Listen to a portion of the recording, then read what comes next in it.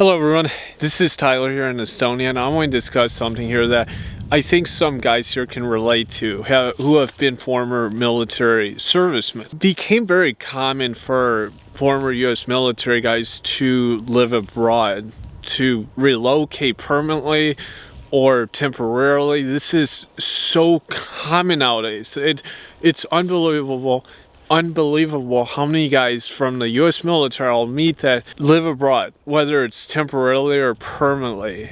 One country, for example, is Russia. You'd be amazed that Russia's became a popular country among other Eastern European countries. I think Eastern Europe and Southeast Asia, two of the most popular regions for military guys to relocate after their service. And many military guys also abide by this MGTOW philosophy. They go their own way.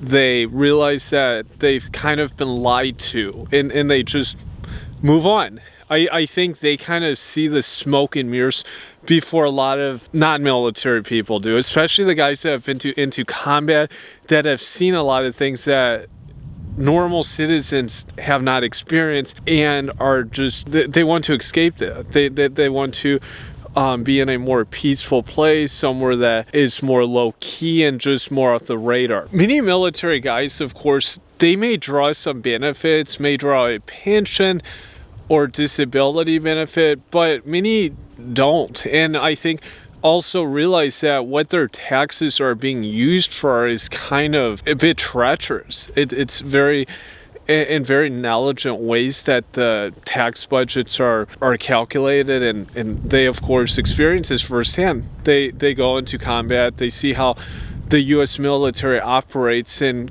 how they go about their affairs. The U.S. military teaches very fine skills for young men. Absolutely, I will admit that any day. But at the same time, they go into conflicts and invasions and other very, very nasty affairs that end up doing a lot of destruction to other countries. And it does a lot of destruction also to these guys. Many of these guys then have PTSD, post-traumatic stress disorder. Some of them are unable to work or function for the rest of their life. Others recover and are able to continue on, but many still have problems even many years after, even if they're able to operate. My two grandfathers were Marine Corps veterans in the U.S. military. They both served in war. They were both in war, and I know for sure that my mom's dad had very severe PTSD after his service many years ago, and that persisted until he passed away, and that just demonstrates that here. I'm not certain about my paternal grandfather. He never really said, but he also could have. And my mom's dad, my maternal grandfather, this is a very common case, that this is very rampant, and it just has remained this way. So many of these guys, they see the destruction that happens here, they experience it in their own life, and often I think they want to get away from this. They look at the budget, how the money is spent, and what it's being done for, and then what the outcome of these countries are, and just realize this is absurd, and just they leave. They're like, this is ridiculous. And also having, in some cases, destroyed their own lives because their mental health has gotten so bad. Many may know here also that the U.S. military is often very ahead when it comes to technology, whether it's actual warfare or psychological warfare and other experimental areas. So these guys can kind of see the writing on the wall. They see that what's to happen to places like the U.S. and understand that they are better off leaving sooner than later.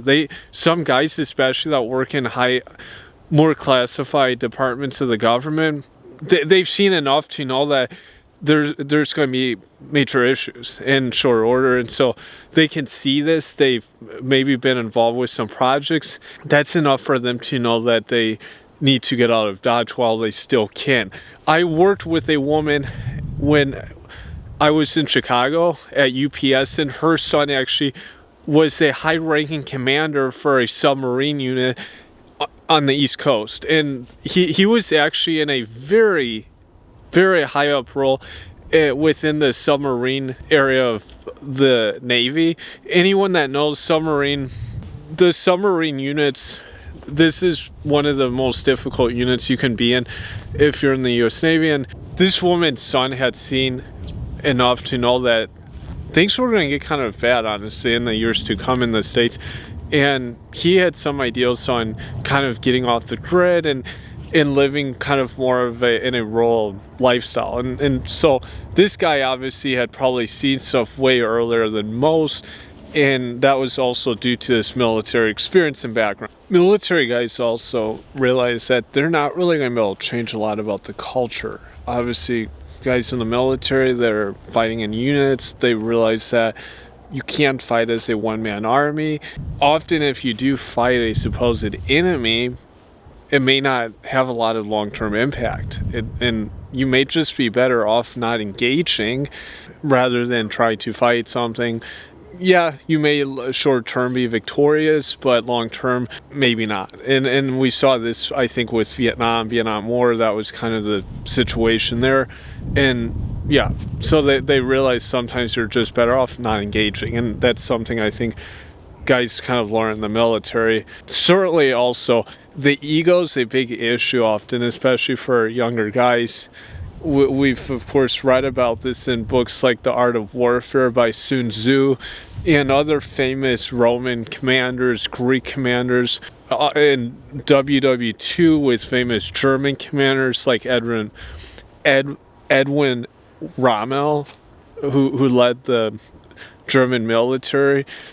All of these guys discuss how the ego is, how it impacts soldiers, and I think many guys come in with a heightened ego, and then when they leave the military have a more level ego, which also helps greatly for pursuing their goals and ambitions. And this enables them to be more humble and just more level-headed when they make decisions, and realizing that they can only do what they can do, and sometimes it's better just to leave a country and go somewhere where they're better fit, where it's more suitable for them.